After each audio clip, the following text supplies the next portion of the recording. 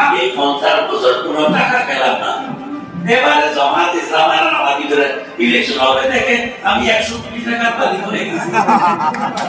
এমন কথা লাগতে পারে, এমন কথা হতে পারে আমি এই 16 বছরে কোনো টাকা কামাই করতে পারলাম না, এখন কি আমি সরকার নাকি আমি আমার কথায় এই অফিসার এটা করো জানি করে দিলাম যে 10 কোটি, এরকম বড় বড় টাকা না দিলে 100 কোটি কেমনে হয়? আমার জীবনেও তো আমি 1 কোটি দেখি নাই কোনোদিন, কোনো ইয়ে করে, কিন্তু যখন যেদিকে চাইছি এই সুলতান আমার টাকা দাও, এই সর্বত টাকা দাও তুলি, কিন্তু আমার কাজ চলতেছে। আমি মানুষ সৃষ্টি করেছি, এই মানুষ হচ্ছে আমার টাকা।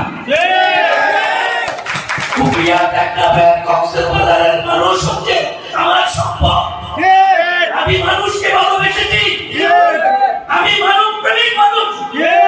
আমার কোনো টাকা দরকার হবে না, আমার দরকার হবে একটা জিনিস, 3 হাতের একটা কবর। সেই কবরে আমি 100 কোটি টাকা নিয়ে কেমনে যাই, যে রেখেছে টাকা নষ্ট করি। কেন দরকার আমার 100 কোটি? কাকে দেওয়ার জন্য?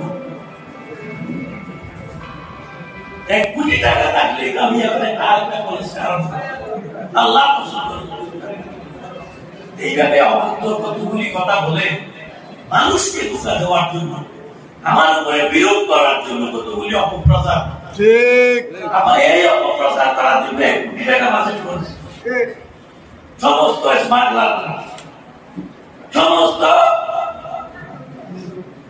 যারা দেশকে ভালোবাসে, আমি তো দেশকে ভালোবাসি, আমি আল্লাহকে বিশ্বাসী, আমি মুসলমান, আমি এদেশের মানুষের সেবা করার জন্য রাজনীতি করি।